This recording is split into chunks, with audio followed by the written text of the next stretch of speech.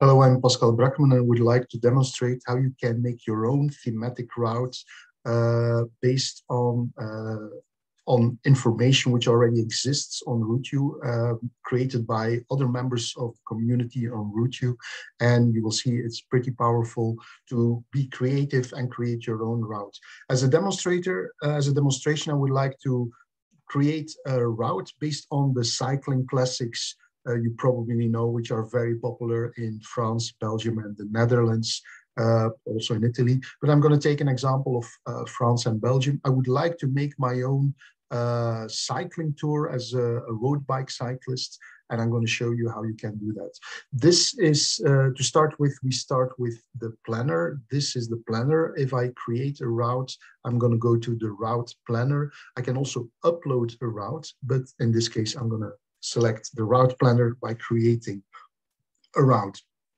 You might like to start from Britain or Germany or France, it doesn't matter. I'm going to start from a place in Belgium, or let's take Calais. We would like to start from Calais if we would take the boat, and from there we would like to cycle. The first thing I have to do is to say, well, would you like to make a loop? No, I don't want to make a loop. I want to have more control. So I'm going to stick to from A to B to C. The second thing I'm going to do is like, what type of activity do you do? Well, I'm going to be a road biker or a race cyclist. So that's what I'm going to select. And what type of race cycling options would you like to have? I'm going to stick to the nicest part. So if it goes from A to B, the system is going to give me the nicest path.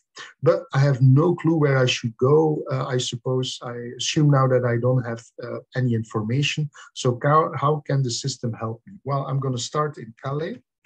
That's a good start. Here I type in just an address. I could also click on the map and you see, well, it starts in Calais. I can be more specific and I will say, well, it's going to be specifically when I come from the boat. There I want to start. So I know immediately where I want to go.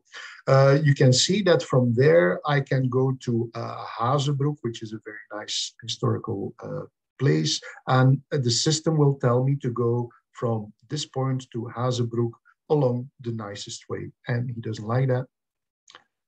Probably because I selected here points, he can't yet cycle. Yeah, that's better. This part was not allowed for bicycles probably. So I just changed the starting point and it gives me now a nice path.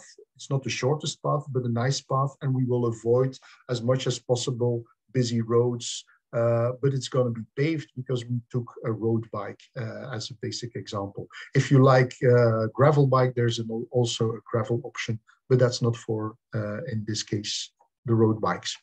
So from there, Hazebroek, I have no clue where I should go to follow those great cycling classics. So can the system help me? Well, here's a map layer, and you can select many several maps. I'm going to stick to the RouteYou map because I want to demonstrate specifically that there are routes I can select as reference.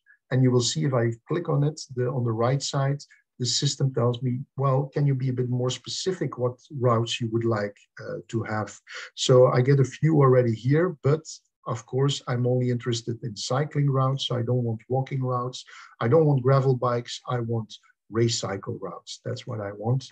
But I want to be even more specific and say, well, the theme should be cycling classics. There are a lot of themes. Have a look at them because you will get inspired to create your own thematic route based on that theme selection. So I'm going to select cycling classics, and let's start in this area and say, well, can you just show me the cycling classics which are available here?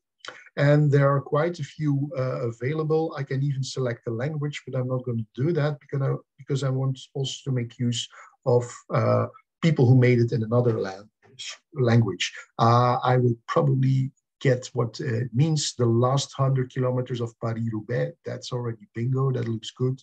I'm going to be a bit more critical. I'm going to go back and say, well, I don't want just any kind of route. At least they have to be 3 stars and more. So there should be a kind of quality, a level which fulfills my criteria. Again, I select this, And here you see already a lot of solutions I can follow. I can be more specific and say, I don't want everything. I just want the last 100 kilometers, the last 100 kilometers, that looks good. The Heuvelrand route, that looks also great. Paris-Roubaix, another version. So you see, you can already do a lot. So that helps me already for this area. But another great area to cycle is, of course, the area south of Oudenaarde. You will probably know it from the Flanders Classics. Again, also there, I'm going to say, well, please select all these routes. And you see now all those great hills they take. So it guides you to the areas where you say, well, these areas are really hot and you should do for your cycling route. I'm happy with it, so I can continue planning. I'm not going to make more selections. I see I can do already a part of Paris-Roubaix, and I also want to do a part of the Flanders Cycling Classics and follow here. How can I continue? Well, just clicking. I'm still on race cycling nicest. Here from Hazebroek, I would like to follow a bit the blue line. I'm going to keep on following the blue line as much as possible. That gives me an indication. You see the system sometimes deviates because we are still on race cycling nicest. It doesn't say I'm going to follow the blue line specifically. If you really want to follow the blue line, you can remove that point and say, well, please follow as much as possible that blue line. And you will see the system still tries to go back and forth. If you really want to follow, you can adapt it. Sometimes you don't want to say, well, say that's enough. I now want to go straight as quickly as possible to the Paris-Roubaix part. So I'm just clicking here. The system tells me now the nicest path to Paris-Roubaix. I'm going to follow a part of the Paris-Roubaix part. And you see it doesn't follow it exactly, but I can still move it. In another tutorial, we show you how you can select points of interest to even follow that Paris-Roubaix part. So I've done now a part of the Heuvelland route. I've done a part of Paris-Roubaix. And now I want to go to the Flemish Classic area south of Oudenaarde and select a few parts there. I might be tired already and say, well, I want to go as quickly as possible to that area, so I don't have to take the cyclist, but in this case, I'm going to take the shortest. The system asks me, do you want to make the full route, or do you want to adapt the full route to this option? And the answer is no, because I'm happy with the first part. I just want to do the next modifications. So from here, I'm now going to click to the closest point. This gives me now the closest, the fastest, or the shortest route, and shortest and fastest in this case is pretty much the same. So I'm already south of Belgium. Now I want to do all those nice hills, and I can keep on having the shortest.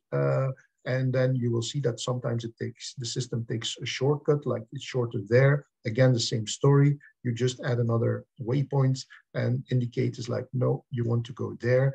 You see this route is pretty zigzagging. That's a bit too much for me. So I'm going to stick to what I want. I'm going to follow this path. And you understand, you keep on going and you select path to path. Again, if you don't want that shortcut and you want to go to LSL, you can just move it and remove your line as much as you like. So you can adapt it to your liking. I'm going to follow then all these routes which experts have already selected. And I'm going to end up in Oudenaarde. Again, if it's not long enough, your 269 kilometers, you can still adapt it and move it to another part so you understand what's possible. We're going to stay in Oudenaarde, great place to stay and stay there overnight. So that's our big trip from Calais over some cycling classics. I'm going to save the route and I'm going to call it Calais Oudenaarde cycling, my cycling classic.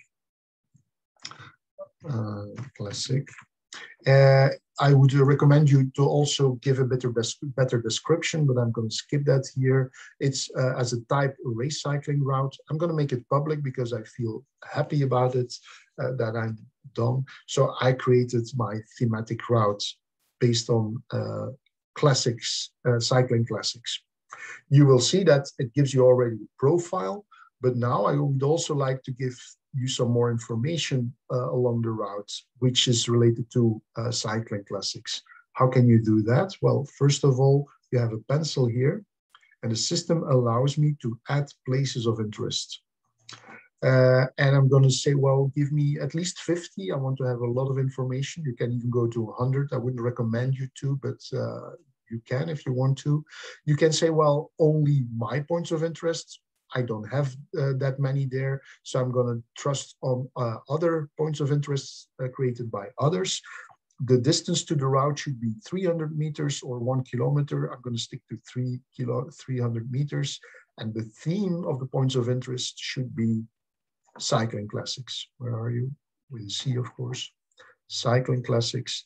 Now the system is going to add along the route points of interest which are only marked as cycling classic. And because I'm doing it in English, it will be automatically also the information in English. Here you see the parts which are already relevant. This is the section 19 from Paris-Roubaix, which I'm following. And you know those great cobblestones. Well, they're not that great if you cycle on them, but you will feel what those professionals have to go through. So you can try a little bit of those. And here I'm following one of those big, great sharp slopes you have to do. By the way, there's even a video where I can watch to see what's going on there. So that's added to the system. So you can use it online. You can download it for your GPS, and that's here the download option. But you can also print it as a guidebook, a road book. Have a view on all those printing options. This is the guidebook. So my guidebook shows me now my thematic route with that specific setup of points of interest which I have now. You can repeat adding points of interest as much as you like and keep the ones you have already and add other themes to it. So now I get my Calais, Oudenaarde, my cycling classic, a bit of information there. So in a few seconds, I made this complete guidebook I can send to my friends and say, well, we're gonna end up in the Centrum Ronde van Vlaanderen. This is the information we're gonna see, and that's what you get. You also get QR code at the end, so you can quickly switch to a smartphone, and from your smartphone send it to your GPS device, be it a Mio, a Garmin, whatever other device you have. And that's how you can do this. Have fun with it.